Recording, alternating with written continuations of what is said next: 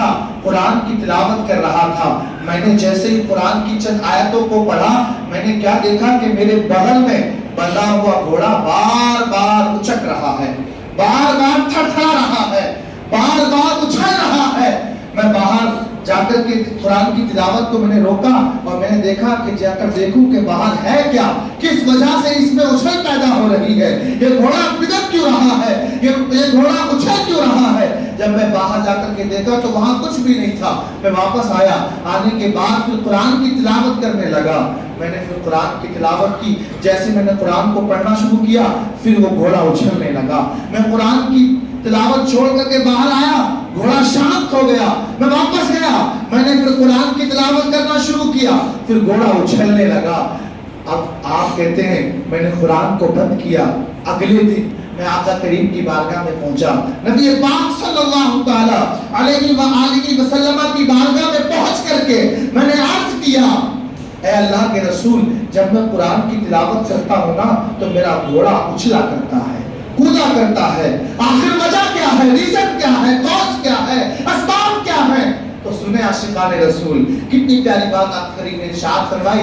آقا کریم فرمانے لگے کہ وہ گھوڑا دراصل ڈر نہیں رہا ہے بلکہ وہ گھوڑا خوشی کی وجہ سے اچھل رہا ہے. اس لیے کہ جب تم قرآن پڑھتے ہو تو رب کے فرشتے آسمان دنیا سے لے کر کے تمہارے گھر تک رب تبارک و تعالیٰ کی رحمتیں لے کر کے نازل ہوا کرتے ہیں.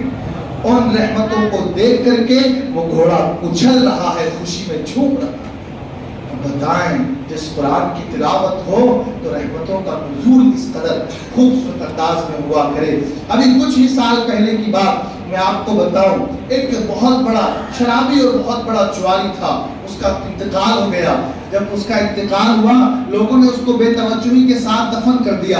کئی سال کے بعد اس کی قبر کھلی تو دیکھا قبر کے اندر گلاب جیسی خوشبو آ رہی ہے.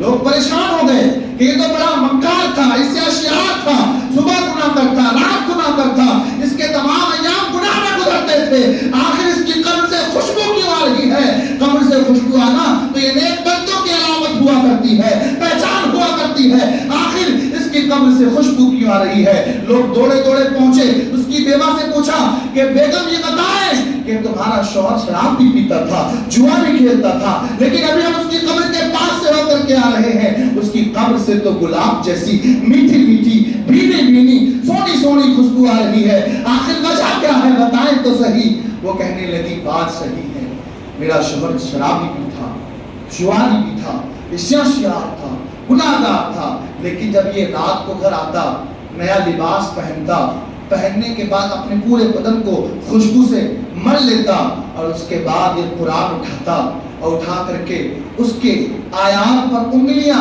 گھماتا اور کہتا, بھیگی پلکوں کے ساتھ روتا جاتا اور کہتا جاتا, مالک میں نہیں جانتا کہ یہ قرآن میں تو کیا فرما رہا ہے.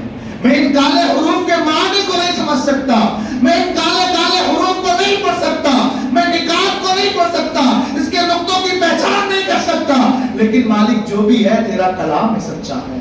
میں قسم کھاتا ہوں تیرا کلام ہے سچا ہے. مالک میں پڑھ تو نہیں سکتا لیکن مجھے اتنا یقین ہے کہ تیرا کلام ہے تو سچا ہے. دنیا تبدیل ہو سکتی ہے لیکن لا تبدیل لکلمات اللہ. مالک تیرا